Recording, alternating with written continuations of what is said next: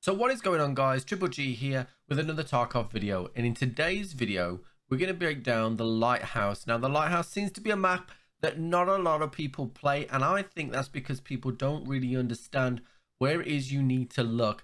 The snipers in Lighthouse are very predictable. There is only a few good channels that they can get to, and if you cut off those channels you can rack up tons and tons of PMC spawns as you spawn into the map. Now, I don't agree with the spawn system. I feel like it does need changing, but while it is like this, you have an opportunity to really go in and grab yourself PMC kills. Whenever I have tasks to kill PMCs, this is where I go. So guys, if you enjoyed this video, please consider subscribing to the channel or join us over on Twitch. We stream 5 times a week, and otherwise let's get straight into this video. So first of all, this video is going to be broken down into sections. We're going to cover the map first and the spawn locations. Then we're going to move into the choke points and where you're going to need to look as you travel these really dangerous areas.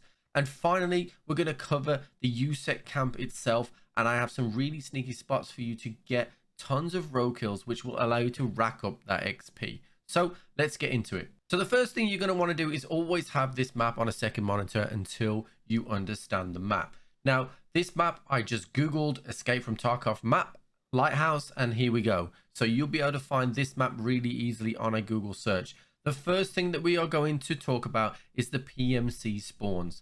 Now, some of these PMC spawns are okay, some of them are really bad, and some of them are absolutely god spawns. So let's go from left to right. So the first two on the top left-hand side is what I call god spawn. Now, god spawn is that you're able to go and take the roads. Now, the roads give you a ton of loot and a ton of XP, hence why they are the god spawn, and you are first to them. Now, bear in mind that you can be close to each other, so I do recommend as you spawn in that you do look for the other god spawn first and make sure that it is clear. Not all the time will you have somebody there, so you know what, give it a minute, make sure that there is nobody there. A really good indication is if you are in this particular spawn is here and see if the rogues either start shooting or you hear fire towards the rogues. You will know that there are PMCs up there and you can sneak up behind. Now that we've got god spawns out of the way, we have the hillside spawns. Now you have these two overlooking the chalet. Now this one on the left hand side is the one where you can get to the village and you can go into the little 2-story convenience and you can loot these buildings pretty comfortably. Just be aware to look to your right here. This spawn can either push to the chalets or he can come down and overlook those buildings that you are looting. And also this god spawn sometimes has a tendency to push onto the hills and he is able to snipe across, although it is at least 200 meters, so it is a very difficult shot indeed. Then we have what I consider to be the worst spawn in the game here. I recommend that you just bolt either across to Merin or you go straight into this village area here. It's one of the worst spawns. I hate it. You could also go into the chalets as well. Then we have the 4 beach spawns. Now, I particularly love 2 of these spawns. Now, a lot of people don't like these spawns. They can be painful because people can be anywhere depending on the unpredictability of the movement. So this is the Merin Key spawn. The Merin Key obviously will be in this car park here. One of the things that I like to do is I like to push to the right here and push the guys that are coming down the beach. Experienced players will go into the rocks and make sure they are covered from the people coming down. But if you run this way, get onto this little corner here, you have a straight shot of anybody coming down the beach. And of course, these are lootable items down here, so people do tend to run down the beach as well. The other spot that I really do love is this one here. Now this one, you can actually get, there is a tree in here where you can crouch in and you can look up onto these hills. Now nobody has seen me once ever while I have been in this tree, and then there is a ton of people that just walk up on top of the rocks and try to snipe down from this spawn here. So they will run up. Now you can do this, and this is a strategy, but I do recommend that you try not to break silhouette when you go up to this mountain here. You are incredibly easy to see, and this guy and this guy can snipe you pretty easily. The 2 middle spawns, you can either go front or back. Like I said earlier, I would go up the rocks this way and up the rocks that way if I was the 2 spawns. And the final spawn that I want to touch on is the helicopter spawn. Now, you could push chalets here. This is the orange chalet here. You could push this one, but there is a terrible choke point in here. If you get bogged down by a 2 or a 3 stack, you're going to die in here. So what I tend to do is I tend to jump up onto the rocks above the helicopter, listen out for this guy who could be coming across here, and try and spot this guy and this guy that could be around those areas as well. Now that you've got the first 2 minutes out of the way, and you might have got a kill or two because of the spawns being so close, let's talk about the dangerous choke points that are in this map. The first one being the one that we just touched upon, which is the chalet here. If you get this spawn and try to come across, you will find it very difficult to go through this area. Nobody wants to go down on the road because you can be seen by both sides. So you need to pay extra care when going through this area, through the chalets, as there are tons of bushes and it's really easy to hear somebody coming through. So be extra careful when you do that. The next pinch point is down here, which is at the front of the road camp. If you run anywhere down this beach, anybody lurking in the bushes here will hear you running a mile away, and they know that you cannot go left. So when you are going down this beach, be very, very careful. Make sure you've got stamina when you go across the bridge. And there are some rocks in here that once you've used your stamina, rest up behind these rocks, look back at the bank, and then you can carry on moving across the camp. Another choke point to look out for is the double bridge leading to the road camps as well. It is very predictable for people to run just straight down these 2 bridges. Make sure that there is a crossing here, a crossing here, a crossing here. Use the different crossings that are not the main bridge. There is a lovely snipe spot that I love to use all the time where I get up onto this rock and look down this bridge. You will get a ton of kills doing that, so please stop running down the bridge.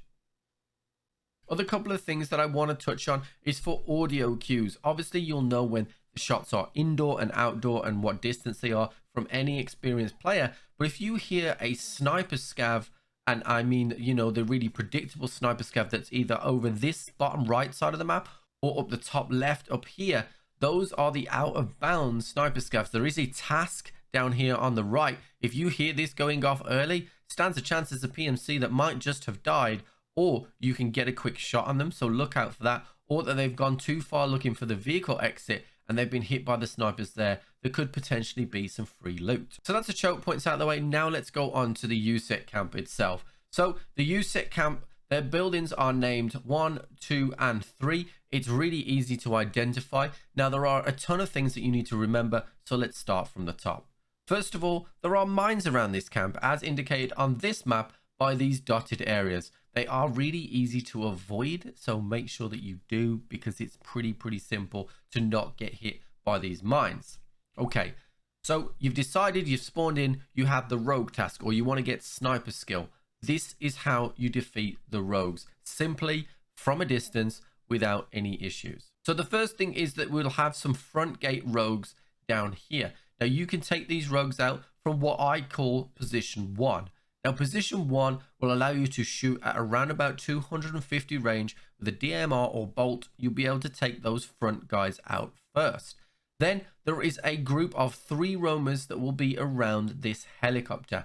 These are the most dangerous people to you right now. These guys can move around and change position. So from position 1, there is a low part to position 1 and a high part. If you can't see them, go up to the high part. Make sure you've got a rock crouch height in front of you to give yourself some protection, because they can shoot you from large distances. Once you've taken out the roamers, it's then time to deal with building 3. So you're going to move up to position 2, and you can either do it from low or high. You do have a chance of dying when you go into position 2 and try and clear 3 if you do it from the low. So you can go up to the high. Just bear in mind, if you've already shot rogues, they're already pissed off at you. So make sure that you get yourself in cover into position. There are 2 rogues on this building, 1 on the mountain gun and 1 roamer. Make sure you take those out before you go any further. Now, once you have taken out 3, you can do the complete clear across and snipe these rogues. Now, these rogues will be at around about 350 to 400 range, depending on the position in position 2. Take these guys out, and then you will only have 1 more building to clear. There should be a guy at the front and a guy at the back, and it should be simple. Then you're going to move into position 3. Now, position 3 is on the left side of the rocks, looking straight into the building of position 2. Once you get there, there will be 3 rogues on top of this building.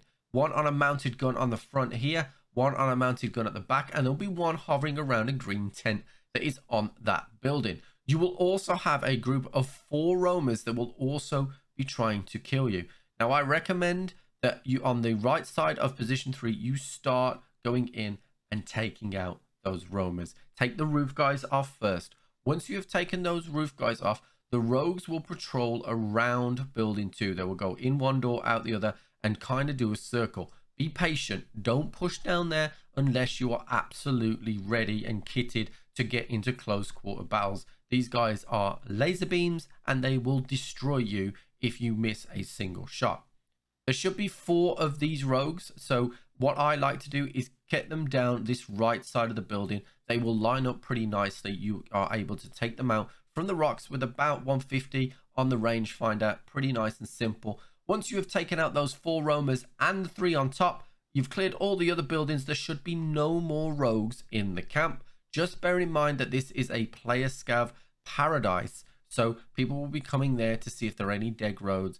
Don't get yourself killed by looting a rogue and have a player scav has a nice easy headshot on you. The final thing I want to touch on is the loot. Clearly there are safes and other nice items in the chalets. You're going to want to go there. The Marine key, if you have one, will have nice and items in there as well. All these construction buildings in the village and in the sunken village do have a chance to have military tubes and things like that. And of course, the rogue buildings have the chance for all that military gear as well. So it is really, really nice. Also, don't sleep on this factory at the back by the armored train, because there are a ton of military items and high ticket items scattered around there as well.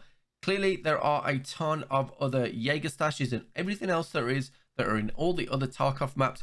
Guys, I hope you've enjoyed this video. Bit of a long one, but there is a lot to do with Lighthouse, and it is a slept on map. If you know the angles, you can get a ton of PMC kills and have a jolly good time. Guys, if you enjoyed this video, please consider subscribing to the channel or join us over on Twitch. We stream 5 times a week, and otherwise I'll catch you on the flip.